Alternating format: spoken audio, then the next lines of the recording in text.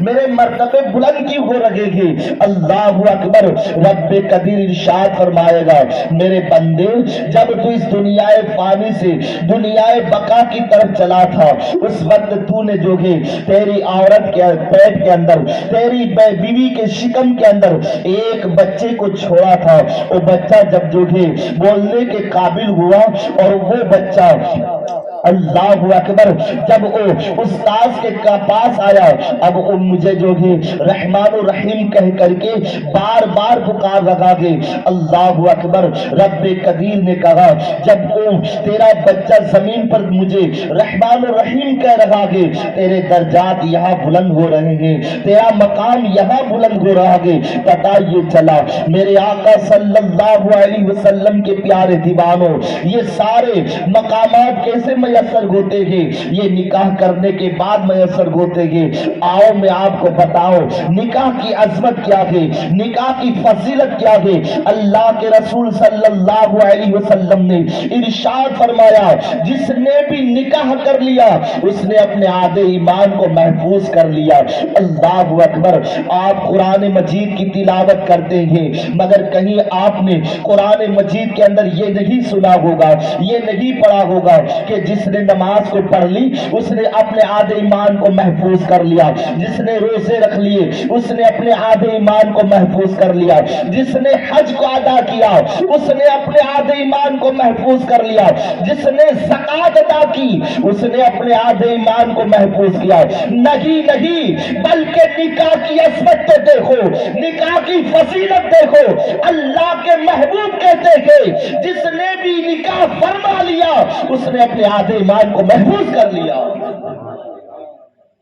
میرے آقا صلی اللہ علیہ وسلم کے پیارے دیوانوں اور اللہ کے حبیب صلی اللہ علیہ وسلم نے ارشاد فرمایا اور پھر جو ہے آدھے ایمان کی جس نے آدھے ایمان کو محفوظ کر لیا اب آدھے ایمان کے لیے وہ اللہ سے ڈرتا رہے. اللہ اکبر. نکاح کیسی عظیم نعمت ہے. وہ سارے انبیاء کرام کی سنت مبارکہ کے چار چیزیں جو ہے انبیاء کی سنتوں کے اندر سے ہے.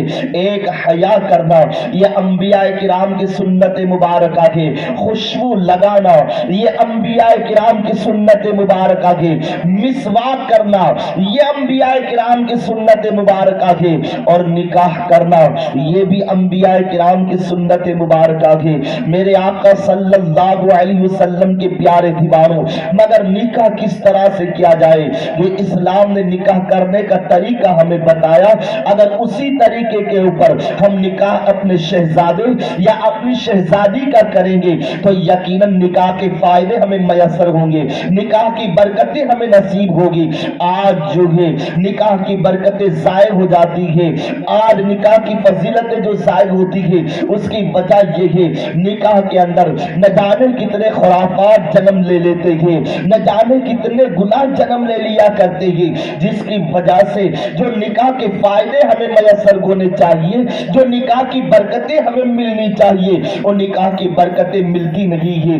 میرے آقا صلی اللہ علیہ وسلم کے پیارے دیوانوں اللہ کے حبیب صلی اللہ علیہ وسلم نے ارشاد یہ فرمایا نکاح کرنے کے بعد جب دلہن گھر کے اوپر آتی ہے تو جانتے ہو اللہ کے محبوب صلی اللہ علیہ وسلم اس دلہن کے حوالے سے ارشاد فرماتے ہیں آنے والی دلہن اللہ کی رحمت بن کر کے آتی ہے, اللہ کی برکت بن کر کے آتی ہے. اور اللہ کے حبیب صلی اللہ علیہ وسلم نے یہاں ایک جگہ کے اوپر ارشاد یہ فرمایا اے لوگوں تم نکاح کرو, اگر نکاح کرو گے تو اللہ تمہیں غنی بنا دے گا, اللہ تمہیں امیر بنا دے گا.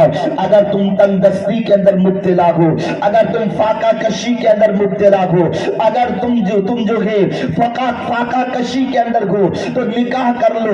اللہ نکاح کی برکت سے تمہارے گھر کے اندر برکت عطا فرمائے گا, تمہارے رزق کے اندر برکت عطا فرمائے گا اور تمہیں اللہ امیروں میں شمار فرما دے گا. اللہ اکبر. یہ ساری چیزیں نکاح کرنے کے بعد میسر ہوتی ہے. میرے آقا صلی اللہ علیہ وسلم کے پیارے دیوانوں نکاح کرنے کے بعد نیک اولاد جو ہے والدین کو نصیب ہوتی ہے, اور یہی نیک اولاد وہ ہے جو ماں باپ کے درجات کو بلند کرتی ہے, ماں باپ کے مرتبے کو بلند کرتی ہے، دنیا میں رہ کر کے ماں باپ کی عزت کو بڑھاتی ہے، اور جب ماں باپ اس دنیا سے رخصت ہوتے ہیں اور نیک اولاد جو ہے اللہ کی بندگی کرتی ہے، اللہ کی عبادت کرتی ہے، تو اللہ اکبر، رب قدیر والدین کے درجات کو بلند فرماتا کہ میرے آقا صلی اللہ علیہ وسلم کے پیارے دیوانوں، یہی وجہ ہے کل قیامت کے دن رب قدیر مسلمانوں کے بچوں کو جنت میں جانے کا حکم دے گا، فرشتوں کو حکم دیا جائے گا، اے فرشتے مسلمانوں کے بچوں کو جو بچپن میں اس دنیا سے رخصت ہو چکے گے انہیں جنت کے اندر جانے کا حکم سنا دیا جائے۔ فرشتے آئیں گے اور آ کر کے ان بچوں کو جو بچپن میں اس دنیا سے رخصت ہو چکے گے انہیں یہ حکم دیا جائے گا، اے بچوں چلو تم جنت کے اندر داخل ہو جاؤ۔ جب بچے جنت کے دروازے کے اوپر پہنچیں گے تو وہ رک جائیں گے اور شور و گل کریں گے، ہمارے والدین کہاں ہیں، ہم بغیر اپنے والدین کے جنت میں نہ جائیں گے۔ فرشتے کہیں گے دیکھو تمہارے پاس جو ہے کوئی گناہ نہیں، تم تو بے گناہ ہو، اس لیے تمہیں بغیر حساب و کتاب کے جنت کے اندر داخل کر دیا جا رہا ہے، اور تمہارے والدین گنہگار ہیں، ان کے تو حساب و کتاب ہوں گے، ان سے حساب و کتاب لیا جائے گا، پھر انہیں جنت کے اندر داخلہ ملے گا۔ بچے شور و گل کریں گے، نہیں نہیں ہم اپنے والدین کو چھوڑ کر کے جنت میں نہ جائیں گے۔ رب قدیر فرشتوں سے ارشاد فرمائے گا یہ شور و گل کیوں ہو رہا ہے، حالانکہ اللہ عالم و خبیر ہے، مگر اس کی شان بڑی نرالی ہے۔ وہ اپنے فرشتوں سے ارشاد فرمائے گا اے فرشتے بتاؤ یہ شور و گل کیوں ہو رہا ہے، اس کی وجہ کیا ہے؟ فرشتے عرض کریں گے یا رسول اللہ، اے رب قدیر یہ مسلمانوں کے بچے ہیں اور یہ کہہ رہے ہیں کہ جب تک ہمارے والدین نہ آئیں گے ہم بھی جنت میں نہ جائیں گے۔ اللہ اکبر، رب قدیر کی رحمت کو جوش آئے گا، رب فرمائے گا اے فرشتوں میدان محشر کے اندر پھیل جاؤ، جاؤ ان کے والدینوں کو تلاش کرو اور ان کے والدین کو بھی جو کہ بغیر حساب و کتاب کے جنت میں داخل فرما دو۔ میرے آقا صلی اللہ علیہ وسلم کے پیارے دیوانوں، یہ مقام کیسے ملتا ہے؟ یہ نکاح کرنے کے بعد ملتا ہے، اس لیے کہ نکاح کرنے کے بعد نیک اولاد ملتی ہے، نیک اولاد حاصل ہوتی ہے، اور یہی نیک اولاد جو ہے دنیا کے اندر بھی ماں باپ کے درجات کو بلند کرتی ہے اور آخرت کے اندر بھی ماں باپ کے مقام کو بلند کرتی ہے۔ تو نکاح ایک ایسی عظیم نعمت ہے۔ اللہ اکبر، میرے آقا صلی اللہ علیہ وسلم کے پیارے دیوانوں، آؤ میں آپ کو بتاؤں نکاح اگر مصطفیٰ کریم کی سنت کے مطابق کیا جائے، اللہ کے حبیب صلی اللہ علیہ وسلم نے اپنی شہزادی سیدہ طیبہ طاہرہ عابدہ ملکہ فردوس بری فاطمہ الزہرا کا نکاح جب سیدنا علی مرتضیٰ سے فرمایا، کسی سادگی کے ساتھ فرمایا، اللہ اکبر، فاطمہ الزہرا سے بڑے بڑے امیروں نے نکاح کا پیغام بھیجا، سیدنا ابا بکر صدیق بھی نکاح کا پیغام بھیج چکے ہیں، عمر فاروق اعظم بھی نکاح کا پیغام بھیج چکے ہیں۔ اللہ اکبر، سارے پیغاموں کے حوالے سے اللہ کے محبوب نے یہی فرمایا میں اللہ کے فرمان کا انتظار کر رہا ہوں، رب کا جو حکم ہوگا میں اپنی شہزادی کا نکاح کروں گا۔ میرے آقا صلی اللہ علیہ وسلم کے پیارے دیوانوں، اب سیدنا ابا بکر صدیق عمر فاروق اعظم کے پاس پہنچتے ہیں، اے عمر ہم تو نکاح کا پیغام دے چکے ہیں، مگر مصطفیٰ نے کوئی جواب میں ارشاد فرمایا آؤ مولائے کائنات علی مرتضیٰ سے جا کر کے کہے، اے علی تم جا کر کے اپنا نکاح کا پیغام فاطمہ الزہرا سے بھیجو۔ اللہ اکبر، جب علی کے پاس آئے کہا کسی نے علی جو ہے مزدوری کے لیے گئے ہیں، کسی کی باغیچے کے اندر کام کرنے کے لیے گئے ہیں، علی کی پوزیشن جو ہے گھر کا ماحول بڑا ڈاؤن تھا، گھر کی پوزیشن بڑی جو ہے اللہ اکبر غربت کی زندگی تھی، فاقہ کشی کی نوبت تھی۔ مولا کائنات کے پاس حضرت عمر پہنچتے ہیں، ابا بکر صدیق پہنچتے ہیں اور علی سے کہتے ہیں علی ہم تو اللہ کے محبوب کے پاس جو گئے فاطمہ الزہرا سے نکاح کا پیغام دے چکے ہیں، مگر مصطفیٰ نے فرمایا اللہ کی مرضی کا انتظار کر رہا ہوں، اے علی اب جا کر کے تم مصطفیٰ کے بارگاہ کے اندر فاطمہ الزہرا کا پیغام دو۔ اللہ اکبر۔ علی کہتے ہیں اے ابا بکر صدیق، اے عمر، میری پوزیشن اتنی ڈاؤن ہے، میرے حالات اتنے کمزور ہیں، گھر کا ماحول اتنا کمزور ہے، میرے پاس جو ہے مہر ادا کرنے کے پیسے نہیں ہے، نکاح کے اخراجات موجود نہیں ہے، میں جا کر کے کیا پیغام دوں؟ اللہ اکبر۔ ابا بکر صدیق اور عمر نے کہا اے علی فکر نہ کرو، ہم تمہاری امداد کریں گے۔ میرے آقا صلی اللہ علیہ وسلم کی پیارے دیوانوں، اب مولا کائنات حضرت علی کرم اللہ تعالی وجہ الکریم مصطفیٰ کے کاشانہ نبوت پہ آتے ہیں۔ آنے کا انداز الگ ہے، پہلے آتے تھے چہرے پہ مسکراہٹیں ہوتی تھی، پہلے آتے تھے مصطفیٰ سے گفتگو فرماتے تھے، مگر آج آنے کا انداز انوکھا ہے۔ علی آئے گے مصطفیٰ کی خدمت کے اندر، علی آ کر کے کاشانہ نبوت میں آ کر کے وہ بیٹھ جاتے ہیں اور جو ہے نظروں کو نیچے جھکا لیتے ہیں، زمین سے ہاتھوں سے زمین کو کھرچنے لگتے ہیں۔ اللہ اکبر۔ میرے آقا صلی اللہ علیہ وسلم عالم الغیب تھے، اور غیب کی باتوں کو جانتے تھے۔ اللہ کے محبوب سمجھ گئے علی کے آنے کی وجہ کیا ہے، مگر مصطفیٰ صلی اللہ علیہ وسلم مولا کائنات سے فرماتے ہیں علی کیا وجہ ہے؟ آج جو ہے نظریں جھکی ہوئی ہے اور زمین سے ہاتھوں سے زمین کو کھرچ رہے ہو، آج کیا انداز بنا کر کے آئے ہو؟ علی آنے کی وجہ کیا ہے؟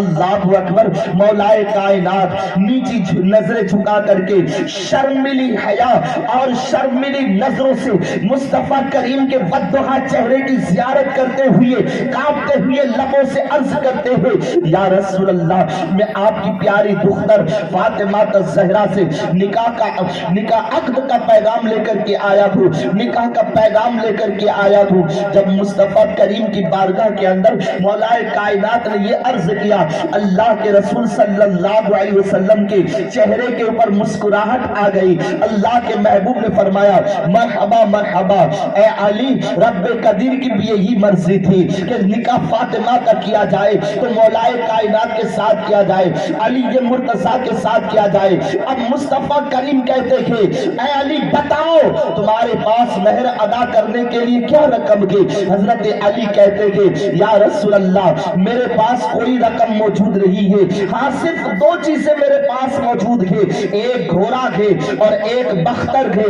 اللہ اکبر۔ حضرت علی عرض کرتے ہیں یا رسول اللہ یہ صرف دو ہی چیزیں میرے پاس موجود ہے، اس کے علاوہ میرے پاس کوئی رقم نہیں ہے۔ اللہ کے محبوب نے کہا اے علی تم مجاہد ہو، جہاد کے اندر تمہیں گھوڑے کی تو ضرورت پیش آتی ہے، مگر جاؤ تم اپنی زیرہ لے کر کے اسے مدینے کی بازاروں میں فروخت کرو، اسے بیچو اور اسی رقم سے تم جو کہ فاطمہ کا مہر ادا کرو۔ میرے آقا صلی اللہ علیہ وسلم کے پیارے دیوانوں، مولا کائنات حضرت علی کرم اللہ تعالی وجہ الکریم اپنی زیرہ لے کر کے جب مدینے کی گلیوں کے اندر پہنچتے گے، آپ ایک جگہ کے اوپر کھڑے گے اپنی زیرہ بیچنے کے لیے، اپنا لوہے کا بختر بیچنے کے لیے، اتنے میں سیدنا عثمان ذوالنورین سے ملاقات ہوتی ہے۔ حضرت عثمان غنی حضرت علی کو اس انداز میں کھڑے رہتے ہوئے اور اپنی زیرہ کو ہاتھ میں لیے ہوئے دیکھ کر کے حضرت عثمان غنی فرماتے ہیں علی یہاں کیوں کھڑے ہو اور یہ زیرہ کو کیا لے کر کے آئے ہو؟ حضرت علی کہتے ہیں اے عثمان غنی میں اپنی زیرہ بیچنا چاہتا ہوں، اس لیے کہ میں حضرت اللہ کے محبوب صلی اللہ علیہ وسلم کی چہیتی بیٹی فاطمہ الزہرا سے نکاح کرنے کے لیے مہر ادا کرنے کی رقم لینے کے لیے آیا ہوں۔ اللہ اکبر۔ میرے آقا صلی اللہ علیہ وسلم کے پیارے دیوانوں 400 درہم کے اندر حضرت عثمان غنی جو ہے حضرت علی علی کے پاس یہ زیرہ خرید لیتے ہیں. خریدنے کے بعد 400 درہم جو ہے حضرت علی کو عطا کر دیے جاتے ہیں. جب حضرت علی وہ 400 درہم لیتے ہیں, لینے کے بعد اب حضرت عثمان غنی حضرت علی سے کہتے ہیں, اے علی لو میں تمہیں یہ زیرہ تمہاری نکاح کا تحفہ دے رہا ہوں. اللہ اکبر. میرے آقا صلی اللہ علیہ وسلم کے پیارے دیوانوں, اب حضرت علی کرم اللہ تعالی وجہ الکریم 400 درہم لے کر کے آتے ہیں مصطفیٰ کی بارگاہ کے اندر. اللہ کے محبوب نے حضرت ابا بکر صدیق کو بلایا, عمر فاروق اعظم کو بلایا, ابو طلحہ کو بلایا گیا, حضرت ابو مسعود کو بلایا گیا. بڑے بڑے اصحاب, بڑے بڑے صحابہ کرام حاضر خدمت تھے مدینہ منورہ کے اندر, مسجد نبوی کے اندر. اللہ اکبر. حضرت مولا کائنات حضرت علی کا نکاح ماں فاطمہ الزہرا سے ہو رہا ہے.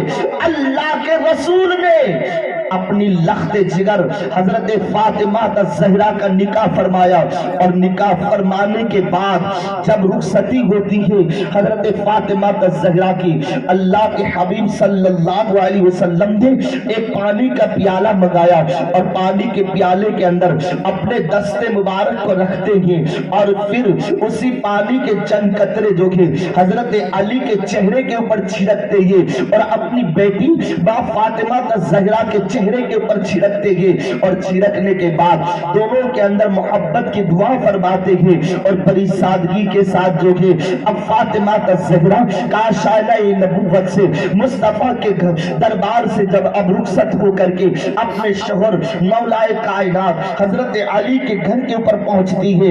آپ دیکھیں تو سجی, اللہ اکبر, نہ گھر سجایا جا رہا ہے میرے آقا صلی اللہ علیہ وسلم کے پیارے دیوانوں, نہ جہیز کے لیے گاڑیوں کا انتظام ہو رہا ہے, نہ اللہ اکبر نہ جہیز گاڑیوں کے اندر لادا جا رہا ہے. آج حال یہ بن چکا ہے, لوگوں نے کہا جہیز دینا یہ تو اللہ کے رسول صلی اللہ علیہ وسلم کی سنت مبارکہ ہے, اس لیے کہ اللہ کے حبیب صلی اللہ علیہ وسلم نے فاطمہ الزہرا کو جہیز دیا. میں کہتا ہوں اگر جہیز دینا اللہ کے رسول صلی اللہ علیہ وسلم کی سنت مبارکہ ہوتا تو حضرت فاطمہ الزہرا سے پہلے بھی اللہ کے محبوب نے اپنی 3 شہزادیوں کا نکاح فرمایا, مگر کسی شہزادی کو آپ نے جہیز نہیں دیا.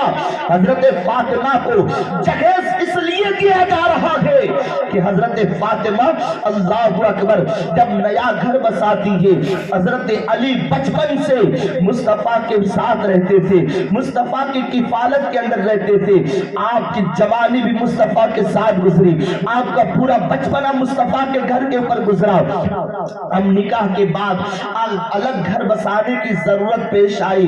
حضرت علی کے پاس نہ کھانے کے کوئی انتظامات تھے, نہ کھانا بنانے کے کوئی برتن تھے. اللہ اکبر, اس لیے کہ علی تو اللہ کے محبوب کے گھر پہ رہتے تھے, آپ مصطفیٰ کی کفالت میں رہتے تھے, مگر جب گھر الگ بسانے کی ضرورت پیش آئی تو اللہ کے محبوب نے چند چیزیں جو کہ اپنی بیٹی کو جہیز کے طور پر دیا, مگر جہیز دینا سنت ہوتا تو اللہ کے محبوب دوسری بیٹیوں کو بھی جہیز دیتے. آپ کو کہیں یہ روایت نہ ملے گی. اللہ کے محبوب صلی اللہ علیہ وسلم نے کم و بیش جو کہ ایک روایت کے حوالے سے 9 نکاح فرمایا, اور مصطفیٰ نے ایک روایت کے حوالے سے 11 نکاح فرمائی ہے, مگر کسی بھی امہات المومنین جہیز لے کر کے مصطفیٰ کے دروازے پر نہیں آئی.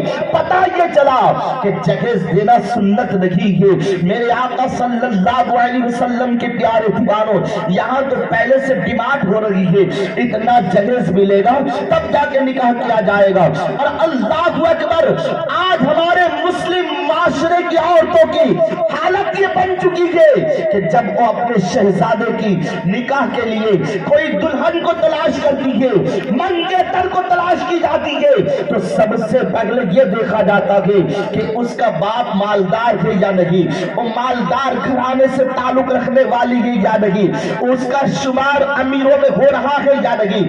اس لیے کہ وہ مالدار ہوگی تو جگہ زیادہ لے کر کے آئے گی, مال زیادہ لے کر کے آئے گی. اللہ اکبر. آج جہیز کی لالچ کے اندر نکاح کیا جا رہا ہے. اللہ کے رسول صلی اللہ علیہ وسلم نے ارشاد فرمایا کہ اگر کوئی اپنے شہزادے کی نکاح جہیز کی لالچ کے اندر کرے گا تو اللہ اسے غربت کے اندر مبتلا فرما دے گا, اسے تنگ دستی کے اندر مبتلا فرما دے گا, اسے غربت کے اندر مبتلا فرما دے گا.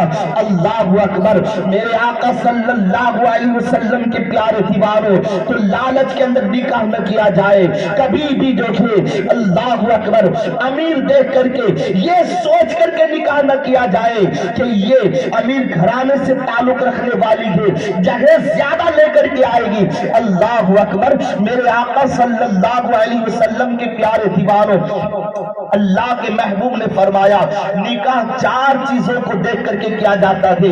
ایک حسب نسب کو دیکھ کر کے کیا جاتا ہے, دوسرا حسن و جمال کو دیکھ کر کے کیا جاتا ہے, تیسرا جو ہے اللہ اکبر امیری کو دیکھ کر کے کیا جاتا ہے, اور چوتھا دینداری کو دیکھ کر کے کیا جاتا ہے. اللہ کے محبوب نے فرمایا سب سے اچھا اور سب سے بہتر نکاح وہ ہے جو دینداری کو دیکھ کر کیا جائے. میرے آقا صلی اللہ علیہ وسلم کے پیارے دیوانوں, اسی حوالے سے آؤ میں ایک واقعہ عرض کروں. ایک شہر کے اندر ایک قاضی صاحب رہتے تھے.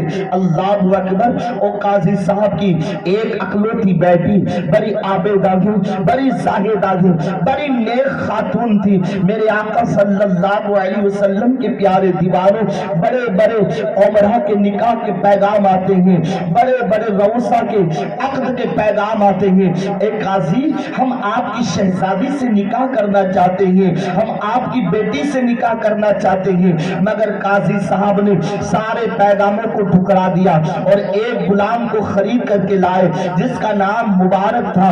اللہ اکبر. اس غلام کو خرید کر کے اپنے بغیچے کے اندر لے جا کر کے ان سے, اس غلام سے کہا جاتا ہے اے مبارک, اب اسی بغیچے کی تم رکھوالی کرو, اس کی آبیاری کرو, اسے پانی پلاؤ اور جو ہے اس کی نگہدانی کرتے رہو. میرے آقا صلی اللہ علیہ وسلم کے پیارے دیوانوں, اب جو غلام جس کا نام مبارک ہے وہ ہمیشہ اسی بغیچے کی رکھوالی کر رہے ہیں, اسے جو ہے پانی دے رہے ہیں. ایک مرتبہ سیر و تفریح کے لیے قاضی صاحب اپنے باغ کے اندر پہنچتے ہیں. باغ میں جانے کے بعد قاضی جو ہے مبارک سے کہتے ہیں اے غلام جاؤ انگور کا خوشہ لے کر کے آؤ. میرے آقا صلی اللہ علیہ وسلم کے پیارے دیواروں, جب غلام مبارک انگور کا خوشہ لے کر کے آتا ہے, قاضی صاحب نے اس انگور کو چکھا تو وہ ترش تھا, تورا تھا. قاضی صاحب کہتے ہیں اپنے غلام سے اے غلام دوسرا خوشہ لے کر کے آؤ, یہ تو ترش ہے, یہ کھانے کے لائق نہیں ہے, جاؤ دوسرا خوشہ لے کر کے آؤ. اللہ اکبر. غلام جاتا ہے, دوسرا خوشہ انگور کا لے کر کے آتا ہے, قاضی صاحب کی خدمت میں پیش کیا جاتا ہے. قاضی صاحب جب اس کے دانے تناول کرتے ہیں, اس کے دانے چکھتے ہیں تو وہ بھی ترش ہے, وہ بھی جو کہ ترا محسوس ہوتا ہے. قاضی صاحب نے کہا یہ بھی ترش ہے اور لے کر کے آؤ. اللہ اکبر. کئی بار جو کہ مبارک خود انگور کے خوشے لے کر کے آئے مگر سارے ترش ہوئے. قاضی صاحب غضبناک ہو گئے, غصے میں آئے اور کہا تجھے پتا نہیں ہے, تو میری مذاق اڑا رہا ہے. اللہ اکبر. تو مجھے جو ہے یہ ترش انگور ہی دے رہا ہے. میرے آقا صلی اللہ علیہ وسلم کے پیارے دیوانوں, مبارک نے کہا قاضی صاحب مجھے کیسے پتا کہ کون سے انگور کا خوشہ میٹھا ہے, کون سا انگور کا خوشہ جو ہے ترش ہے. اللہ اکبر. قاضی نے کہا کئی عرصے سے جو ہے تم اس باغ کی رکھوالی کر رہے ہو, اس باغ کے اندر جو ہے باغ کو پانی دے رہے ہو اور ابھی تک تمہیں پتا نہیں کہ کون سا انگور کا خوشہ میٹھا ہے. اس مبارک نے کہا قاضی صاحب تم نے مجھے اس باغ کی رکھوالی کرنے کے لیے کہا تھا, انگور چکھنے کے لیے تو نہیں کہا تھا. اتنا عرصہ گزر گیا, میں نے ایک انگور بھی چکھا نہیں, اس لیے کہ آپ کی اجازت کے بغیر میں انگور کھا لیتا تو امانت کے اندر خیانت ہو جاتی اور یہ خیانت کرنا بڑا گناہ ہے, اس لیے جو کہ میں نے آج تک ایک انگور بھی نہیں چکھا۔ میرے آقا صلی اللہ علیہ وسلم کے پیارے دیوانوں، جب مبارک نے یہ کہا تو قاضی صاحب سوچنے لگے کہ بتاؤ یہ کتنا نیک انسان ہے، یہ کتنا پرہیزگار ہے، یہ کتنا جو ہے امانت دار اور دیانت دار ہے، نیک اور تقوی کار انسان ہے۔ میرے آقا صلی اللہ علیہ وسلم کے پیارے دیوانوں، اب قاضی صاحب جو ہے اسی مبارک نام کے غلام سے کہتے ہیں، مبارک میں آپ سے ایک مشورہ کرنا چاہتا ہوں، کیا آپ مجھے مشورہ دو گے؟ غلام نے کہا جی حضور، آپ کہیے کیا کہنا چاہتے ہو؟ مبارک جو ہے قاضی صاحب نے کہا میری ایک شہزادی ہے، بڑی حسین اور جمیل ہے، وہ عالمہ ہے، فاضلہ ہے، وہ عابدہ ہے، زاہدہ ہے، میں اپنی شہزادی کا نکاح کرنا چاہتا ہوں، بتاؤ میں اپنی شہزادی کا نکاح کس کے ساتھ کروں؟ میرے آقا صلی اللہ علیہ وسلم کے پیارے دیوانوں، غلام نے کہا قاضی صاحب مشورہ تو موجود ہے، اللہ اکبر، اس لیے کہ کچھ لوگ اپنی شہزادیوں کا نکاح جو ہے حسب و نسب کو دیکھ کر کرتے ہیں، کچھ لوگ امیری کو دیکھ کر کرتے ہیں، کچھ لوگ حسن و جمال کو دیکھ کر کرتے ہیں۔ آپ کے سامنے یہ مشورہ موجود ہے، آپ جسے بھی پسند کریں اس کے ساتھ جو کہ نکاح کروا دیں۔ میرے آقا صلی اللہ علیہ وسلم کے پیارے دیوانوں، مگر قاضی صاحب نے کہا نہیں، میں تو تقوی کو چاہتا ہوں، میں جو کہ عابد و زاہد کو پسند کرتا ہوں۔ اللہ اکبر، اس کے بعد قاضی صاحب نے کہا اے مبارک، میں یہ چاہتا ہوں کہ میری شہزادی کا نکاح تمہارے ساتھ کر دیا جائے۔ جب اتنا مبارک نے سنا، مبارک کے پیروں سے زمین کھسکنے لگی اور غلام کہنے لگا حضور کیسی بات کر رہے ہو، میں ایک غلام، ہندی غلام ہوں، میں جو ہے ایک نوکری کر رہا ہوں، میں ایک چھوٹی سی کٹیا کے اندر، جھوپڑی کے اندر زندگی بسر کر رہا ہوں، اور کہاں میں اور کہاں تمہاری شہزادی جو محلوں میں رہنے والی ہے اور میرے ساتھ کیسے زندگی بسر کر سکتی ہے؟ اللہ اکبر، میرے آقا صلی اللہ علیہ وسلم کے پیارے دیوانوں، اب سنو، قاضی صاحب کہتے ہیں اے غلام اٹھو اور چلو میرے گھر کے اوپر۔ جب مبارک کو لے کر کے قاضی صاحب اپنے گھر کے اوپر پہنچتے گے، اپنی بیوی سے مشورہ کرتے گے، اے میری بیوی، میں چاہتا ہوں میری شہزادی جس کو ہم نے بڑے نازوں سے پالا ہے، جو ہمارے محلوں کے اندر رہتی ہے، آج میرا دل یہ کر رہا ہے کہ میں اپنی شہزادی کا نکاح اپنے اس غلام کے ساتھ کر دوں۔ بتاؤ تمہاری رائے کیا ہے، تمہارا مشورہ کیا ہے؟ میرے آقا صلی اللہ علیہ وسلم کے پیارے دیوانوں، اس زمانے کی عورتیں اپنے شوہر کے ہر حکم کے اوپر اپنی پیشانی کو خم کر دیا کرتی تھی۔ آج کل کی عورتوں کی طرح نہ تھی۔ اگر شوہر اپنی بیوی سے کوئی ایسا مشورہ طلب کرے تو بیوی پہلے سے ہی انکار کر دیتی ہے۔ اگر شوہر اسے چاہے کتنا بھی سمجھائے کہ دیکھو یہ نیک سیرت لڑکا ہے، یہ خود جو ہے نیک لڑکا ہے، یہ عبادت کرنے والا ہے، یہ نمازوں کا پابند ہے، یہ مصطفیٰ کی سنتوں پر عمل کرنے والا ہے، اسی شہزادے کے ساتھ ہم اپنی شہزادی کا نکاح کریں۔ مگر عورتیں کہتی ہیں نہیں، آج ہمیں فیشن پرست چاہیے، آج ہمیں ایسا چاہیے، اللہ اکبر، جو میری بیٹی کو لے کر کے بائک پر تفریح گاہوں کے اندر جائے، اللہ اکبر، ایسے لڑکے کو پسند کیا جاتا ہے۔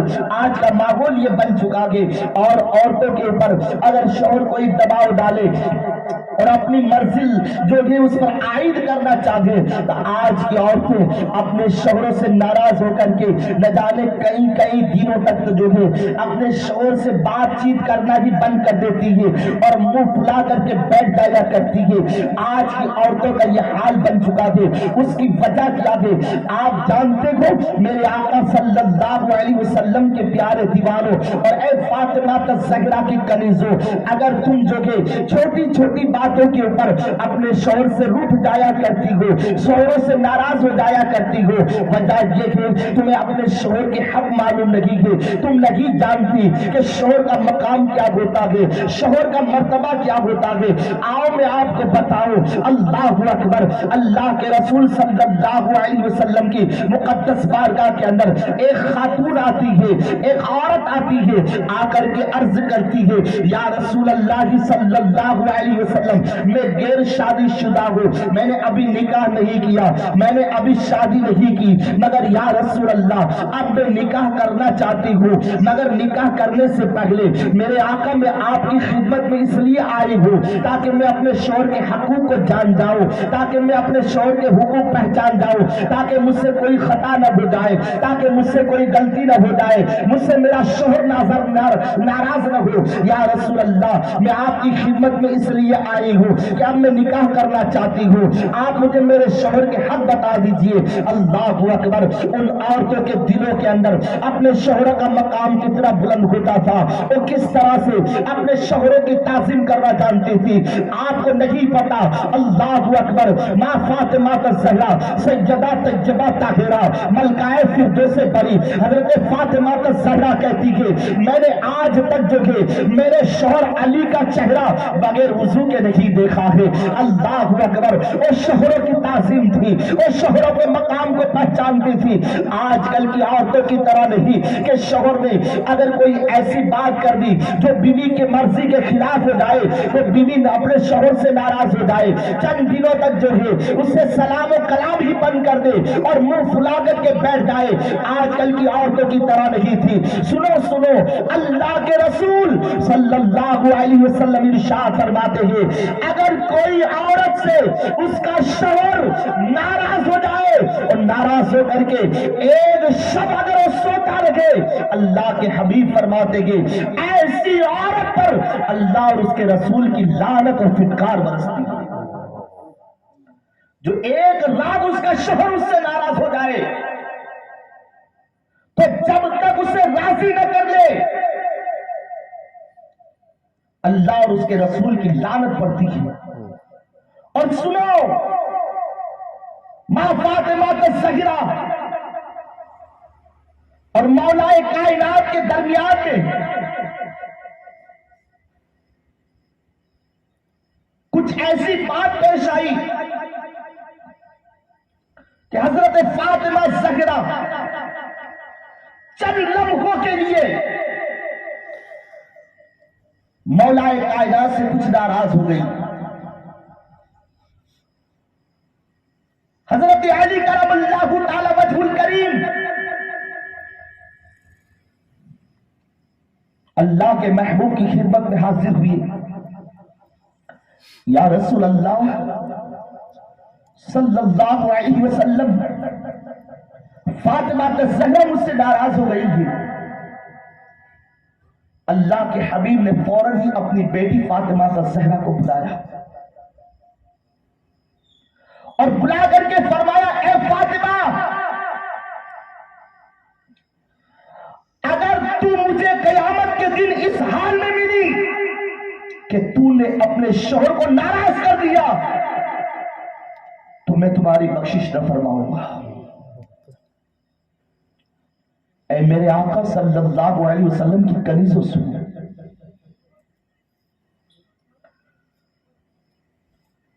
تو قاضی آ کر کے اپنی بیوی سے کہتے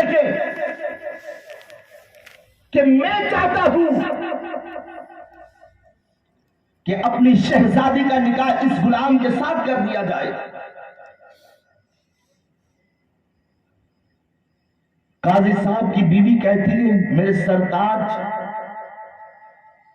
آپ کے حکم پر میں نے اپنی پیشانی کو خم کیا,